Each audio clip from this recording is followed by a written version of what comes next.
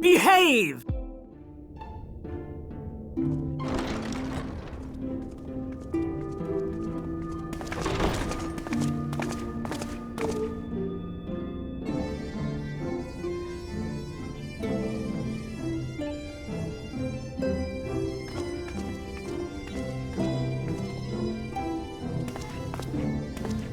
Welcome to the Ocular, my private study. We can speak here without fear of being overheard. I have much to explain, but the truths which I must touch upon in doing so would cause only distress and confusion to the people of this world. Pray keep that in mind. Now, I am sure you are desperate to know the fate of your fellow scions. To put it simply, they are here in the first. Their arrival, however, was not as recent as you may imagine. Here, time flows at a different pace from that of the source. In the space of a single hour in your home world, an entire year might pass in the first, and the reverse could also be true. The pace fluctuates without rhyme or reason, and it cannot be predicted. That said, we seem to be entering a period of near equivalence. And thus, for the moment, you need not overly concern yourself with the passage of time. As for your companions, however, Y'shtola and Urianger have dwelled here for 3 winters, all told, while Thancred's count stands at 5. Even our more recent arrivals, Alphino and Alizé, have lived in the first for almost a year. My intention had been to summon only you, but the art of reaching across worlds has proven exceedingly difficult to master. Thus it was that my fumbling hand closed upon those to whom your fate is most closely bound as well. As they were not the object of my summons, their transference was incomplete. Though they may appear to possess corporeal bodies, they are, in truth, merely spirits that one can see and touch. Consequently, while you yourself will be able to pass between worlds with relative freedom, they will not. Much as it grieves me, they are stranded here, unable to return.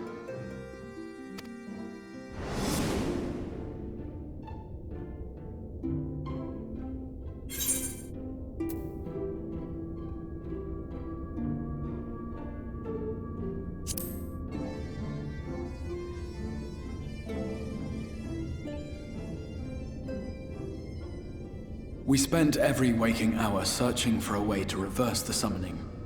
In the beginning, at least. As you may have surmised, however, our efforts met with little success. And then we all but abandoned the endeavor once Urianger shared with us the vision he had witnessed during his journey through the rift. In that chaotic no-man's land between realms, time and space warp and blend in unexpected ways.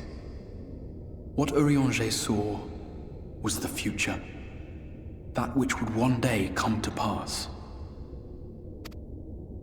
In his vision of tomorrow, the first was rejoined with the source. This collision of worlds brought about the 8th umbral calamity and the deaths of countless multitudes. Amongst those who perished, Urianger clearly saw the fall of the Scion's mightiest champion. He watched you die.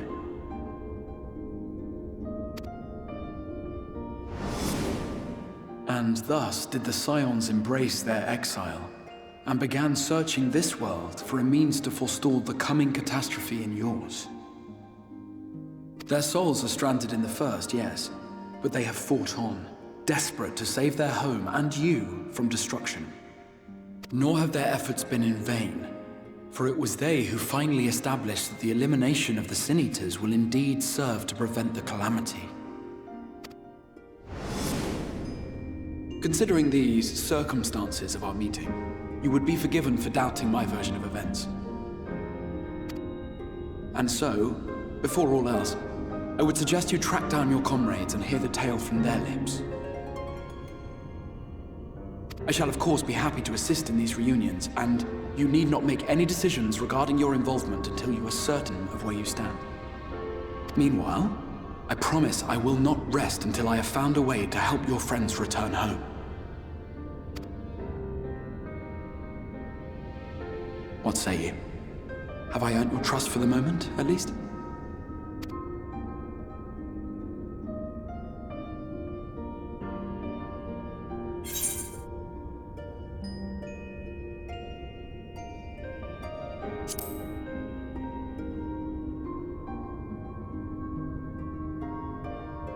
Excellent.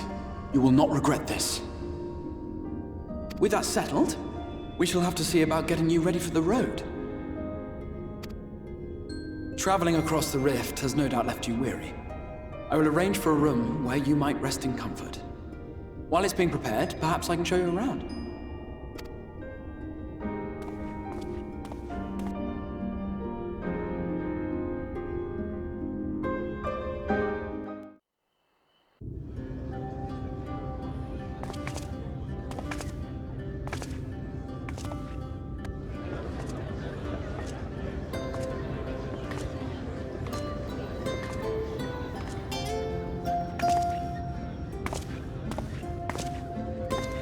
This is the Musica Universalis, the commercial heart of the Crystarium.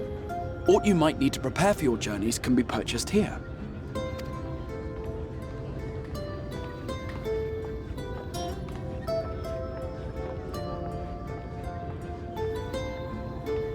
Ah, yes. You must be curious about the currency. Fear not. The gil you carry will serve you well enough. Each nation once minted its own coins, but 'twas all a jumbled mess following the flood. After much debate, the local merchants eventually elected to revert to the old ways, wherein a coin's value was decided by the worth of its metal. As for a unit of measurement, we agreed upon the term gil, a word borrowed from coins uncovered within the Crystal Tower here. And as our traders peddled their wares across the land, so too did our usage of gil become common practice. From what your stola tells me, a standard coin from the source equates to exactly 1 gil here, or near enough not to matter. Our way of life has benefited greatly from the artifacts we recovered from the tower, some of which may be familiar to you.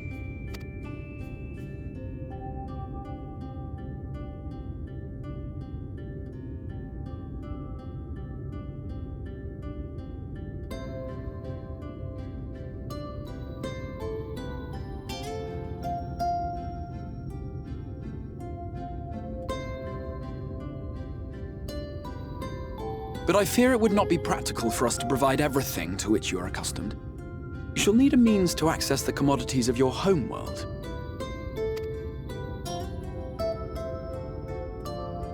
Avan Kerm Sin? Yes, I'm here! Of course I'm here! What amusements do you have for me today? My dear Feo Ul, paragon of pixie kind. For you, I have the most vital task. This fine lady is a friend from a distant realm. And we have need of a means to ferry things back and forth from her home. Might you be able to assist us in this matter?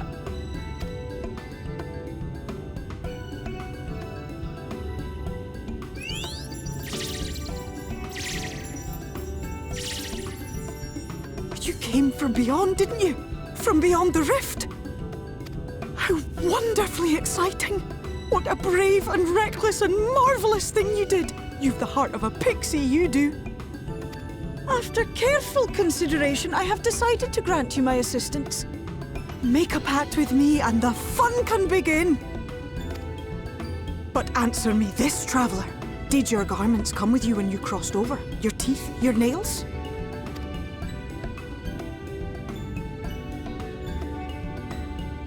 Just as I thought! Then you've a good stout connection with your home through which all your belongings, great and small, may easily pass. From this moment forth I will be your isne fis, and you my snay yak. Like the branch which sprouts from the sapling, our bond will flow unbroken from one to the other. Raise your hand.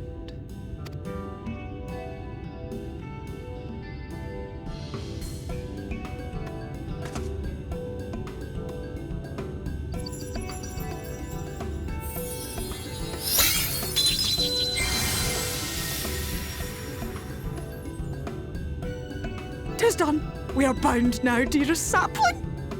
Come then. Make your request. Tell me your desire. I wish to visit this world of yours.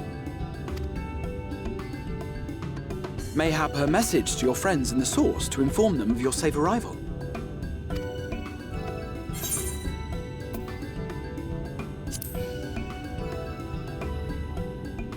Consider it done.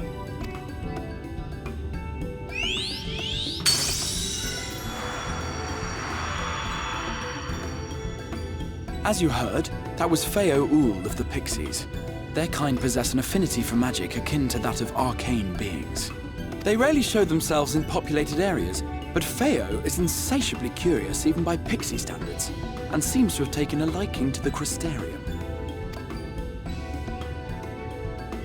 Right, we were going to organize a room for you, weren't we? Come along.